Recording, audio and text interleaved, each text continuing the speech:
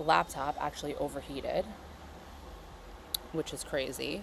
That's how hot it is outside. Um, Let me just make sure everything's working, which is crazy. Okay, there we go. We are good. Um, okay, so we're back. Sorry about that. I wanted to get some aircon. I left the laptop out here um, and it overheated. But anyway, if you're just joining, my name's Jillian. I live in Thailand. I've been living here for almost 2 years now. And I originally moved here as a teacher at an international school. But since then, I have transitioned into remote work, and I had to go through the process of canceling my work permit and non-B visa, and then leaving the country and transitioning into the DTV visa, which is what I'm on now. So what we were talking about was the cost of living in Thailand. We were talking about food, and what I pay for groceries, right? So yeah, basically it is cheaper to eat out here than it is to grocery shop and do your own cooking, but I am a health and fitness girly, so I like to meal prep. And I was looking at my credit card statement recently, and I paid $45 for groceries, but those groceries allowed me to meal prep for 2 whole weeks. So $45 for groceries, that's going to last me 2 weeks. That's pretty damn good, because in the United States I was spending a minimum of $150 for 1 week of groceries. So I think that's it's still pretty good, but it is cheaper to eat out. But that being said, it depends on your style of eating out, right? Like, you can go to a really fancy restaurant and the bill might not be as cheap as you think it is. Like, people come to Thailand, they think it's going to be dirt cheap. I mean, and it really depends on what you do and where you go. So some restaurants, your bill's gonna be less expensive than in the West, but more expensive than you're gonna think coming here.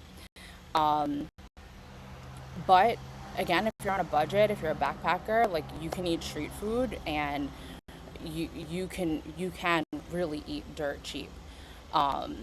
So it depends on your preference, what type of experience you want to have, and what your budget is. So hi, if you just joined, I'm doing a Q&A about all things Thailand. My name is Jillian, and I have been living here for almost 2 years now.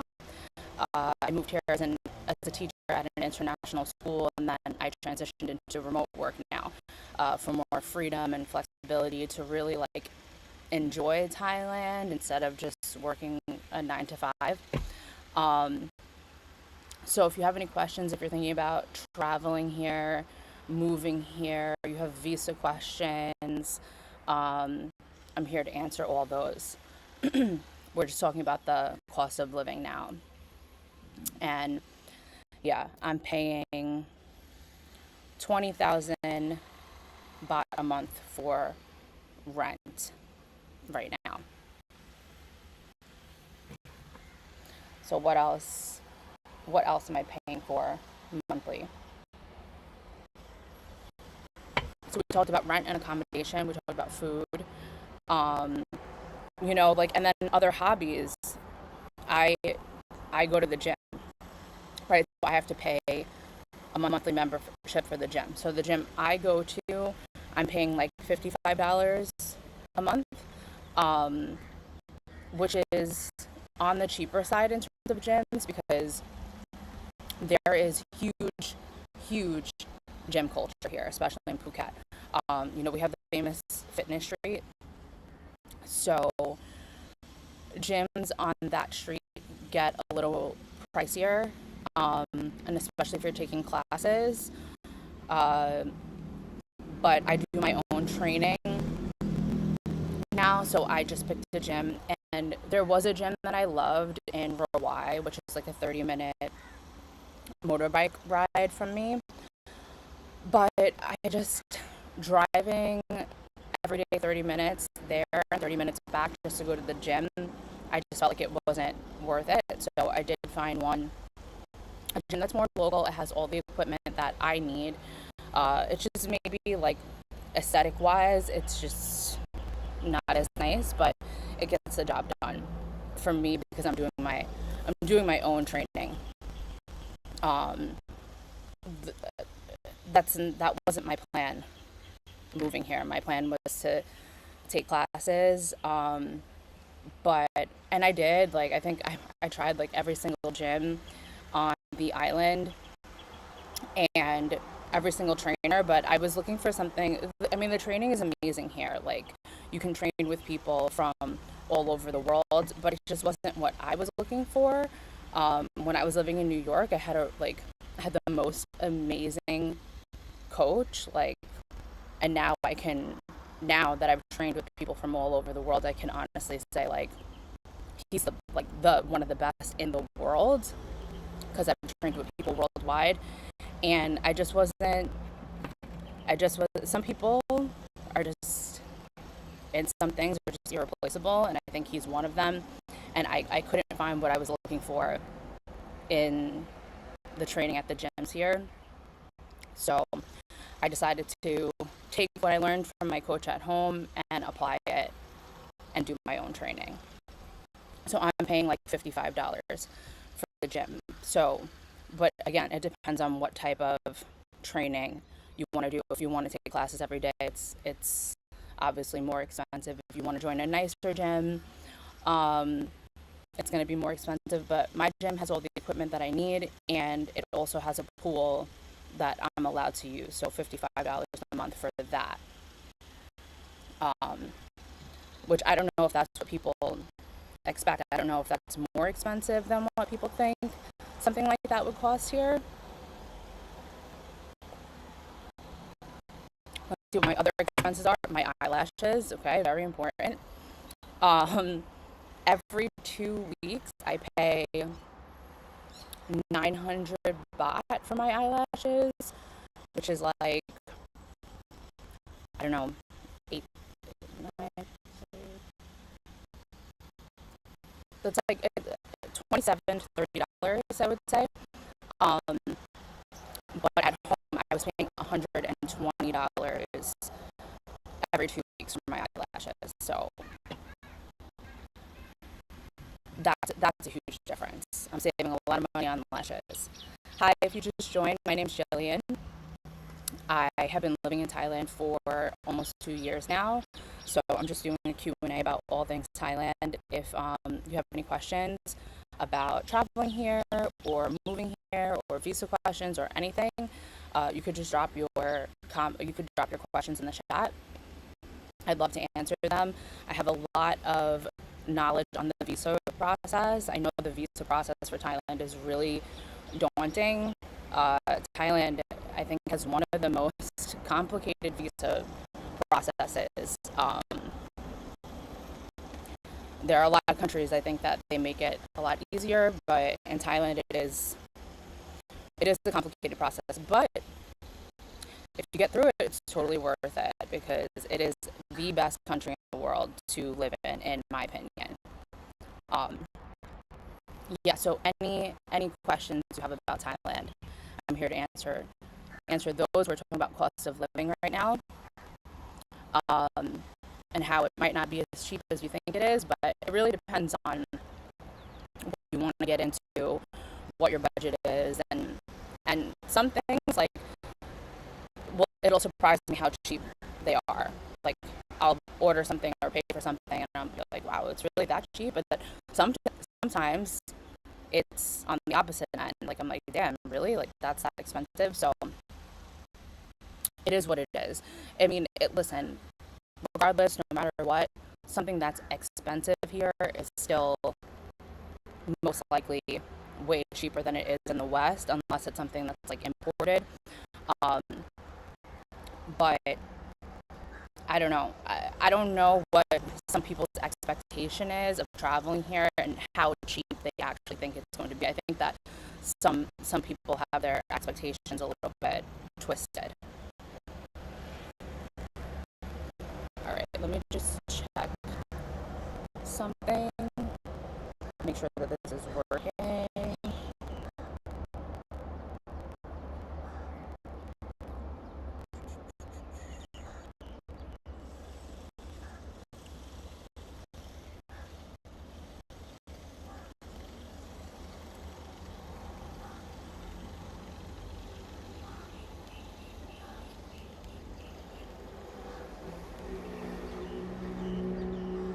Okay, we are good. Let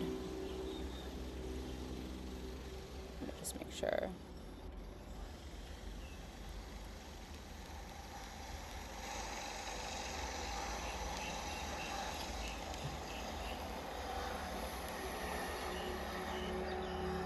Okay, we are good.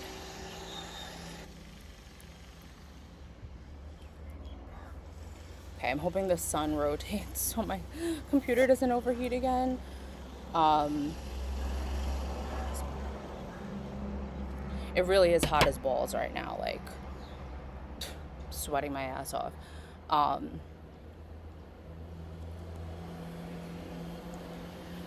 yeah, so whew, it's hot. As I mean, if you are coming to Thailand right now, between now and April, April is the hottest month, but it is already hot. Like Thai summer is in full effect. I'm used to it honestly by now. I've adapted to the heat, but um,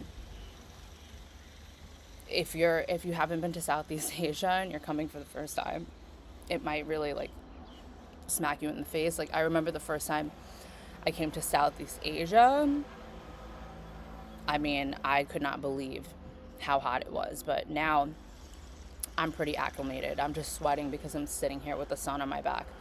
But hopefully my back is getting tan. So it's all good. Um, yeah. So let me just make sure that it's still working.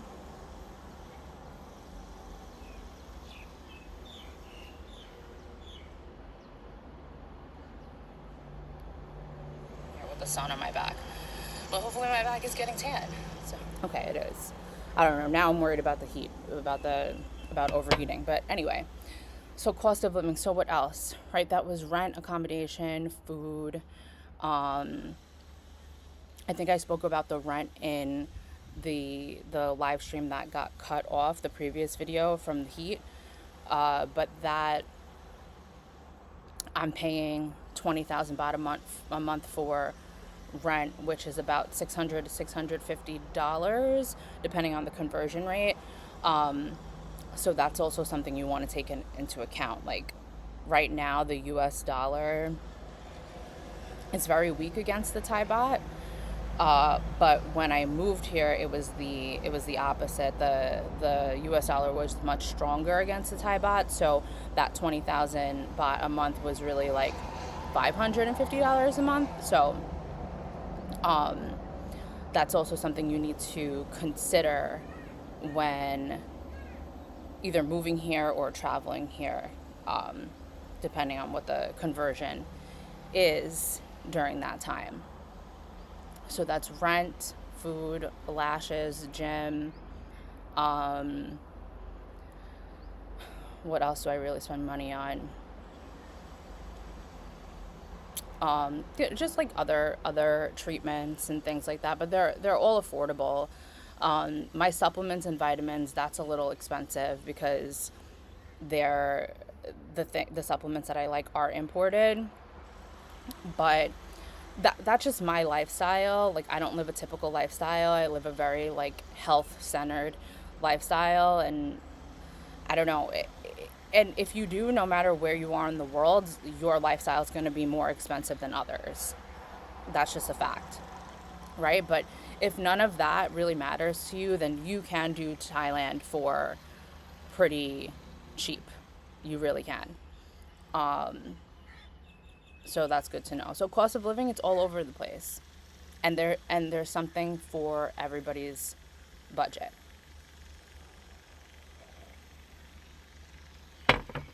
Which, honestly, it's really nice. And knowing, living in Thailand for this long now, like, it actually kind of makes sense that they make the tourism and the expat community kind of accessible to all demographics, because Thai people, they're just the warmest, most welcoming people that you're ever gonna meet, the most willing to help people that you're ever gonna meet.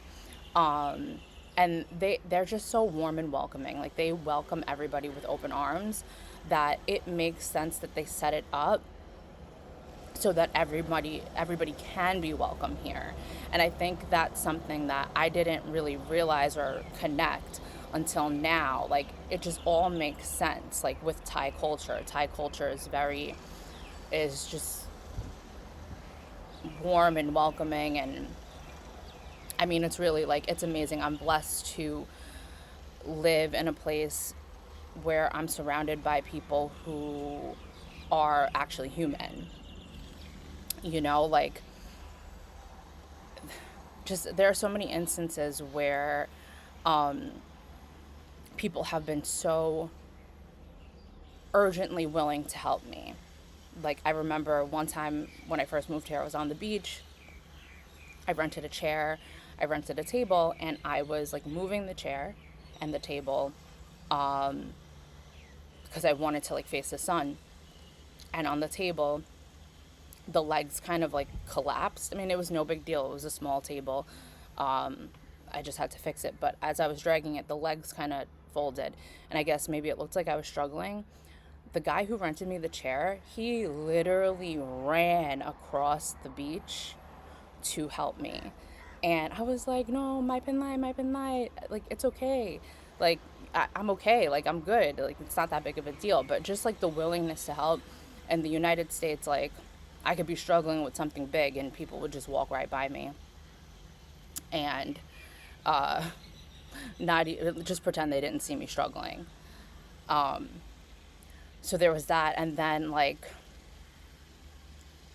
what was it? In August, my old motorbike died on the side of the road while I was driving it. So I got off of it and just put it on the side of the road. But weeks later, I went to go.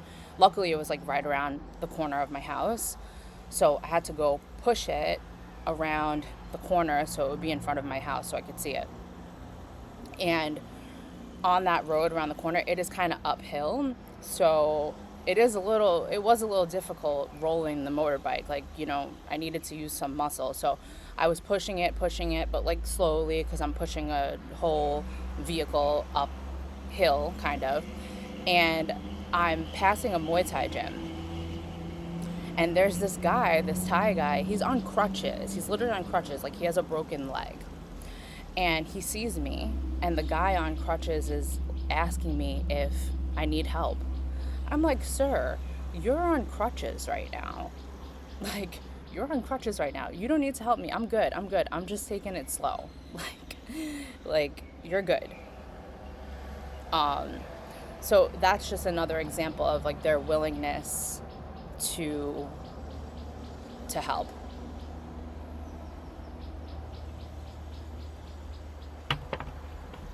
Let's see what other questions we have.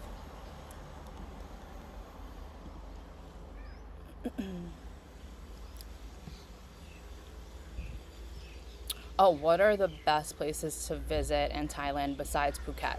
Phuket is where I live. Um, so that is a question that's so hard to answer because there are so many beautiful places to see in Thailand, and I feel like I've just scratched the surface. Um, but I have seen a lot of the country, more than some people that I know that's been living here for like 4 years. Um, but what's weird is I am a beach girl for sure. That's why, I mean, look, you can see the sea behind me. This is why I set my life up this way, to live on an island and by the beach. It's very important to me. But the favorite place that I've been in Thailand so far is actually Chiang Mai. And there's no beach in Chiang Mai. It's mountains, and I love mountains too. Like, if I could have those mountains and this beach together, like, that would be my perfect place. But Chiang Mai, there's just something about Chiang Mai that I loved so much. Like, it is so charming. It is so cute. The temples are absolutely stunning. Like, those are the most gorgeous temples that I've seen in the country so far. Um, the food is incredible. Like, that's the best food that I've eaten in Thailand so far. And I'm talking Thai food and Western food. Um, so, so, yeah, Chiang Mai, I have to go back. Honestly, I really, really have to go back, because I was there last November 2024, for the Lantern Festival. So I was only there for a weekend, and the main purpose was the festival. So one day was dedicated just to that festival. And also, it was like pretty crowded there. Like, there were a lot of tourists there because it was that weekend. So I do want to go back and experience it again, maybe with less crowds and more time to explore more of the region. But Chiang Mai is, oh my God, it is gorgeous. There's just something about it. It is just so charming. That has been my favorite place I've been so far. But in terms of islands, there's this island called Koh Lipe, and that is my favorite island in Thailand that I've seen so far. And it's a little bit lesser known. It's definitely less touristy, right? And it's because it's an absolute bitch to get to and from. You can only get there by speedboat, and it's a 5.5 hour speedboat from Phuket. And if you're traveling on a windy day or a day when the sea is rough, then God bless, okay? Because on the way there, for me, it actually wasn't that bad. But that's because, like, I was doing a whole island hopping trip, and like, I went from Phuket to Phi Phi to Krabi to Koh Lanta, from Koh Lanta to Koh Lipe. From Koh Lanta to Koh Lipe, it's only a 3-hour speedboat. But luckily for me, the sea was calm that day, and I was like, oh, it's not that bad, because you see those like TikToks of like people dying on the speedboats with the Titanic music playing. On the way back, it was like the TikToks. It was like the TikToks. It was so bad. It was so terrifying. 5.5 hours. And I knew it was going to be bad from the second I woke up, because when I woke up that day, it was really windy, and I was like, oh shit, the sea's going to be rough today. So, but I had to go. So I got on anyway, but 5.5 hours, that shit was rocking. Like, I did not think that we were going to make it 5.5 hours traveling like that. That was absolutely insane. And when I got back, honestly, my back was messed up for a while from the boat, like, smacking the sea so hard. My back was, like, honestly really kind of fucked up, and I had to go to acupuncture and had to take it easy in the gym for a little while. So yeah, I'm still pretty traumatized from that experience on the speedboat, that now every time I get on a speedboat, I'm like, oh my God, am I gonna die? But luckily, every speedboat I've been on since then has been a pleasant experience. It has been a pleasant experience. But it'll be a while, unfortunately, before I go back to Koh Lipe, just because that memory of the speedboat back is still fresh. Yeah. So if you are taking speedboats, I would just say really try to do it when the weather is nice, like if you do like, because honestly speedboats are great when the sea is calm, but if you get on a speedboat and the sea is not calm, like you better pray. You really better pray, because it really is that bad. Like TikTok is not um, exaggerating with those videos. It is, it's, it can be traumatizing. And I'm actually planning a trip. It's in like a week and a half from now. I'm going to Chiang and Kokood, which are also more like off the beaten path islands. So I'm super excited for that. They're also kind of difficult to get to, especially from where I am in Phuket. Like I have to go to Bangkok, and then I have to drive, and then I have to get on the ferry. Um, so yeah, but it's worth it to go to these like hidden gems. I feel like it's totally worth it. So I'll be filming a lot of content while I'm there for sure. Another place that this is really like one of the best places. I feel like I'm naming all the places because everywhere in Thailand is just incredible. But Krabi is a great. I have to go back to Krabi. Um, Krabi is stunning, like absolutely stunning. Um, like just the limestone cliffs, and the limestone cliffs are like dramatic everywhere you go, everywhere you walk. Um, like the landscapes are truly, truly beautiful in Krabi. Um, but I will say it is very, very touristy, and it's very, very westernized, which I don't really love.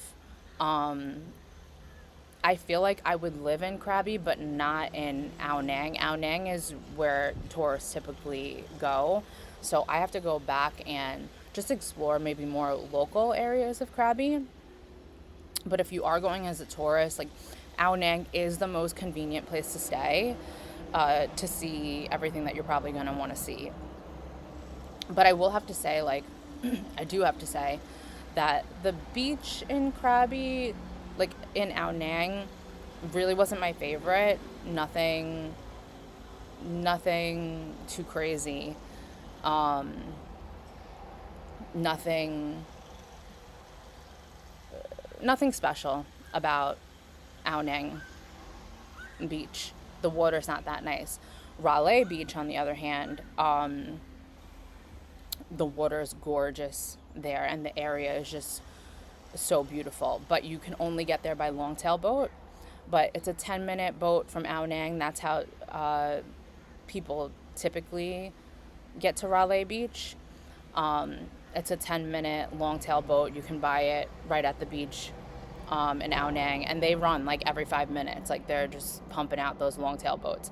But I think the last one back to Ao Nang is at 6:30 p.m. or something like that, if I remember. Um, so that definitely go there in Krabi. Like it's very easy to get to, just 10-minute, and I think it's, yeah, a 10-minute longtail boat ride, and it's 200 baht, I believe, which is like $6. Um, yeah, so it's really, and that's where the rock climbing is. If you're into that, I know like my sister and her husband, they're climbers. So I know that eventually when they come visit me, we're definitely going climbing in Krabi. I was tempted to do it when I was there, but I'm holding out for them, saving it for them.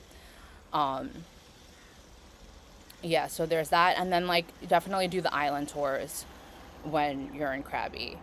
Um, those are really great, and I recommend doing just a private tour, not a group tour. They're very easy. I mean, Thailand makes it super easy. You can just walk up to a guy on the beach and with a boat and ask him to take you wherever it is that you want to go. Because I feel like especially if you're with multiple people, splitting it comes out to the same as you would pay for like a group tour. And then you just get to come and go on your own time. I mean, I was traveling solo, so, I mean, but I paid for the private by myself just because I don't want to be around a bunch of tourists. I live here, so being around tourists is just like a strange feeling for me. And also, I like to kind of come and go at my own time. Like if I want to stay somewhere for a while, then I want to have the freedom to do that. Again, depends on what your budget is. I'm trying to think what other places can I recommend you going to. We spoke about Chiang Mai, Koh Lipe, Krabi, obviously Phi Phi Islands, right? I've been twice. Phi Phi Islands is stunning, but it is very touristy. I mean, and for a reason, right? But when you go there, just expect the crowds and the prices. The first time I went was in December 2024 when I was doing my island hopping trip. And unfortunately, the weather wasn't the best when I went that time, and I didn't get to see Maya Bay. And really, I didn't get to go to Phi Phi Lay. So Phi Phi Islands, it's Phi Phi Don and Phi Phi Lay. Phi Phi Don is the bigger island. Phi Phi Lay is the smaller one. And that's where like the nicer spots are. And you have to go there by longtail boat. But the sea was rough that day. So the guy couldn't take me to Phi Phi Lay. So I didn't get to see Maya Bay and all those places. But I mean, it was fine. I figured, you know what, I live here. I can just come back whenever. I didn't really know when that was going to be. But then in January of this year, January 2026, I had somebody visiting me, and we did a day trip from Phuket to Phi Phi, and we got to go to Phi Phi Lay. We did Maya Bay, we did the swimming over there, and Phi Lay Lagoon. And that was like, oh my God, it was the best day that I've had in a long time, but there's no need to go back anytime soon. You know what I'm saying? It is super, super touristy. Like, you got to see it once, but then there are just like other places that, you know, other better places for you to see as well. It's not just about Phi Phi. Yeah, but that was a really good day. We got really lucky with the weather. So lucky with the weather that it's like I don't even want to risk it again. Like, I don't. Yeah. So speedboat was great. Longtail boat was great that day. And yeah. So I actually do. If you do want to go to Phi Phi, I actually recommend doing it as a day trip rather than staying overnight. Because the first time I went, I stayed 2 nights, and honestly, it was way too long. You can only stay on Phi Phi Don. You can't stay on Phi Phi Lay, and honestly, on Phi Phi Don, the beach and the water, it's just not that nice there. Like, the nicest places in Phi Phi, you have to take the boat to get there. So, being stuck on Phi Phi Don, like, I mean, I don't think it's necessary. I don't think it's the nicest place to stay overnight. So doing it as a day trip this time, like, I feel like that was just a much better idea. So that's Phi Phi, and then there's also Koh Lanta. Koh Lanta is actually where I taught myself how to ride a motorbike. So Koh Lanta is also like a lesser known, less touristy island. The roads are really, really wide, and it's pretty empty. Like, it's very, very quiet on the island, and it has a really nice vibe. Koh Lanta does have like its own really nice vibe. That's where I taught myself how to ride a motorbike. When I first moved here, and I saw what the traffic was like. Hi guys, if you're just joining, my name's Jillian, and I have been living in Thailand for almost 2 years now. So I'm just doing a Q&A about all things Thailand. If you're thinking about moving here or traveling here, I'm here to answer any questions. But we're talking about the best places to visit in Thailand, and we're talking about Koh Lanta. So that's where I taught myself how to ride a motorbike. When I first moved here, I was like, there's no way that I'm ever going to drive a motorbike. Like, how am I going to do that? It seems like so dangerous. And listen, it is. But when I went to Koh Lanta, the roads are so wide and empty that I was like, you want to know what? Like, I'm going to rent a bike and I'm going to watch some YouTube videos, figure out how to turn it on, figure out how to open the seat, figure out how to drive it, and I'm going to teach myself here. And I figured, you want to know what? It's so cheap to rent it. It's like 200 baht a day, that if I don't feel safe, then I just won't drive it, like, but I might, if I'm going to learn, like, this is the place to learn.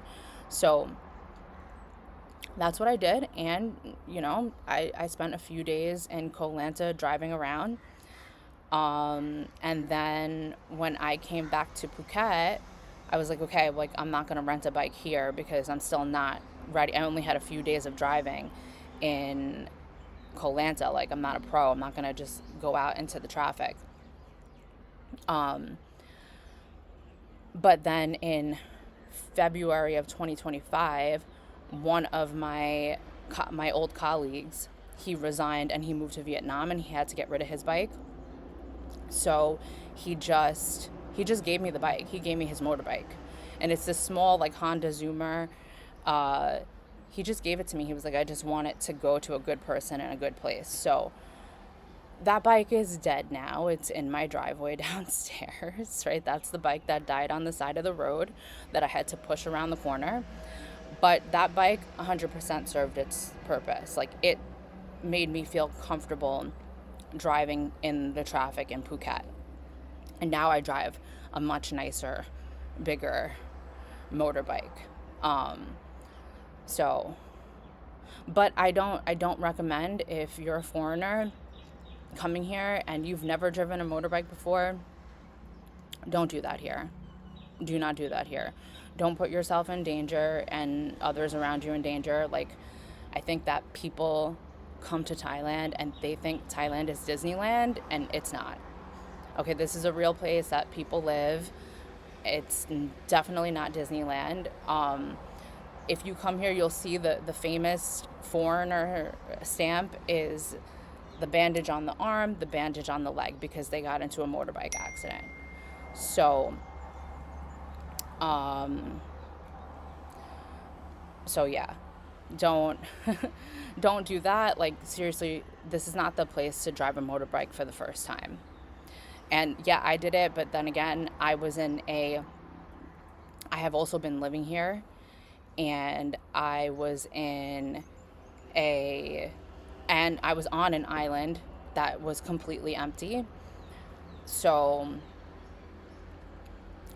it's different than if I was just traveling here. And also, I have to say, when I first moved here, I was taking the motorbike taxis everywhere, and I learned how to drive from being a passenger on the motorbike. Like, I didn't just sit back and relax. Like, I was kind of clocking everything that the drivers were doing and, like, how they were moving in certain situations, and I was learning from them how to drive a motorbike. So don't be the foreigner that comes here and rents a motorbike for the first time. Like, this is truly not Disneyland. Like, I have to make that clear. Hold on, I'm getting a message. Let me just respond to that.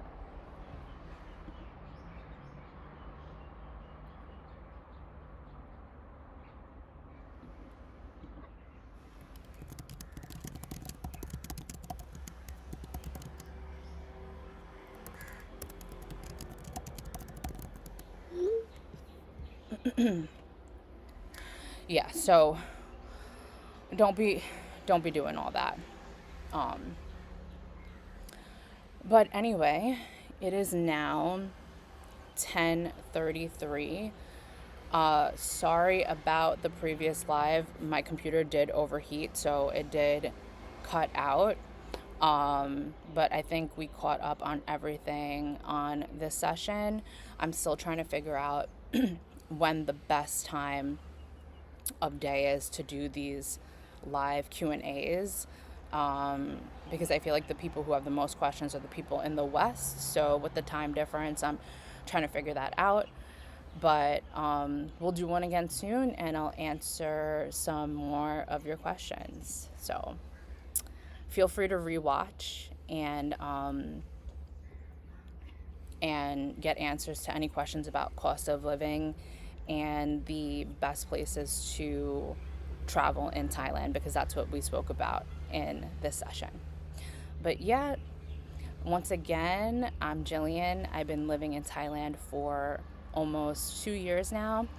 Um, I moved here originally as a teacher at an international school, but since then I transitioned into remote work and had to go through the process of canceling my work permit and non-B visa, and then transitioning into getting the DTV visa all on my own without an agent. So I'm going to keep doing these Q&As to answer any and all questions that you might have about